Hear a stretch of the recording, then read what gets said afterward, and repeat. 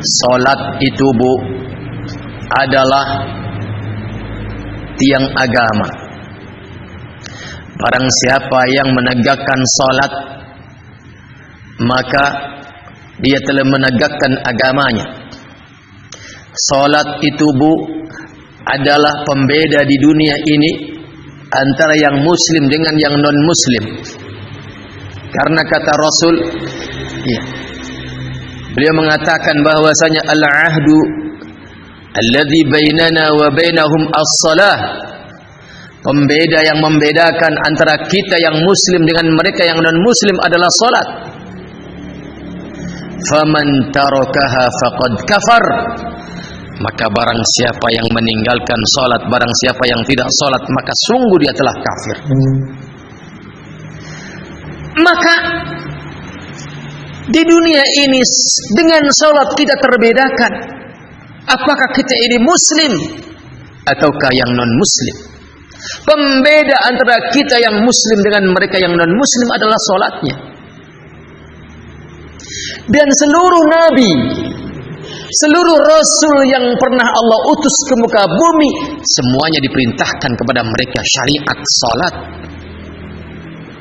Walaupun kiblatnya berbeda-beda, ya. Kiblatnya Nabi Musa dalam salat berbeda. Jangankan Nabi Musa dengan kita umatnya Nabi Muhammad, kita saja, ya, antara kita dengan umat Nabi Muhammad, sama-sama umat Nabi Muhammad, pernah mengalami perbedaan kiblat. Generasi awal-awal kiblatnya kemana Bu? Ke Masjidil Aqsa, ya.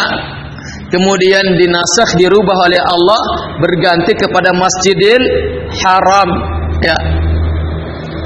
Maka salat itu Bu adalah risalah yang Allah perintahkan kepada seluruh nabi dan rasul yang pernah Allah utus ke muka bumi. Wabil khusus kita umat Nabi Muhammad sallallahu alaihi wasallam. Maka fahamilah oleh kita bahwa salat itu adalah pembeda di dunia ini antara yang muslim dengan yang non muslim. Kemudian kelak di hari kiamat nanti juga salat itu menjadi pembeda antara seorang hamba Allah yang akan ditentukan sebagai hamba yang amalan-amalan yang lainnya itu adalah dianggap amalan yang baik, dengan hamba-hamba yang tidak baik amalan-amalan yang lainnya. Dia menjadi barometer penentu apakah amalan kita yang lainnya itu dianggap baik adalah dengan salatnya. Karena kata Rasulullah sallallahu alaihi wasallam dalam hadis yang diantaranya diriwayatkan oleh Al-Imam Al-Hakim dan yang lainnya, bahwa kata Rasul, awwalu ma yuhasabu bihi al-'abdu yawmal qiyamati as-salah. Yang pertama sekali dihisab, yang pertama kali dihisab oleh Allah atas seorang hamba adalah salatnya. Dan kata Rasul, idza saluhat, apabila dianggap benar salatnya oleh Allah, saluha sairu amalih, maka akan dianggap benar seluruh amalan yang lain. Wa idza fasadat, dan apabila rusak salat kita, maka fasada sairu amali, maka akan dianggap rusak seluruh amalan yang lain. Artinya Bu, pondasi kedua setelah tauhid yang menjadikan sebuah amalan baik itu adalah tetap menjadi baik setelah kita tegak di atas tauhid adalah baikkah salat kita? Benarkah salat kita? Maka jika benar salat kita, jika baik salat kita, maka amalan-amalan yang lain, amalan-amalan yang baik yang lain yang kita kerjakan akan dianggap baik oleh Allah Subhanahu wa taala. Dan artinya berarti dengan salat yang baik dan benar kita akan terbimbing melangkah di muka bumi ini, terbimbing untuk senantiasa menjalankan kebaikan, dan ketika terperosok ke dalam keburukan segera bertaubat kepada Allah Subhanahu wa taala. Sehingga yang ada hanyalah kebaikan. Karena setiap kali kita terperosok ke dalam keburukan, segera kita hapus keburukan itu dengan taubat dan istighfar, dan kita tutup dengan kebaikan-kebaikan berikutnya. Itulah salat fungsinya di hari kiamat nanti. Dan setelah hari kiamat itu tegak, dan setelah kemudian manusia terpisahkan, sebagian menjadi ahli surga, sebagian menjadi ahli neraka, maka ketahuilah Bu, bahwa ahli neraka itu ada yang mu'abbadan, bahwa ahli neraka itu ada yang abadan, yang selamanya. Itulah mereka orang-orang kafir, itulah mereka orang-orang musyrikun, mereka akan langgeng di dalamnya. Itulah mereka orang-orang munafikun, akan kekal di dalamnya.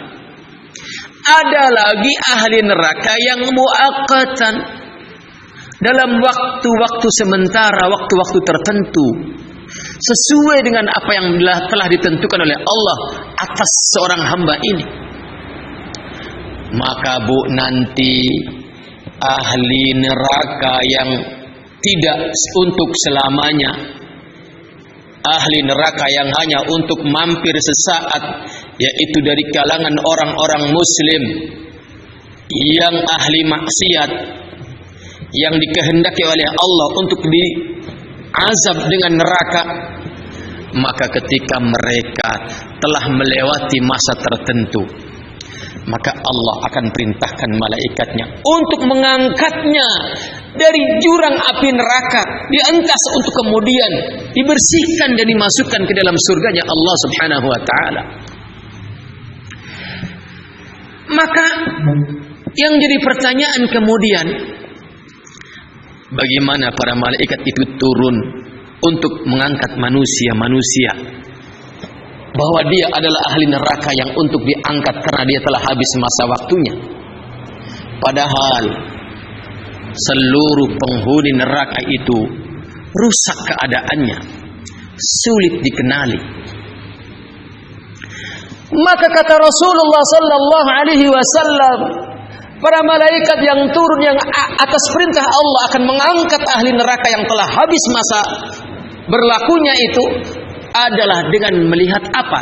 Asarus sujud, bekas salatnya. Ya. Di sini kembali salat berfungsi.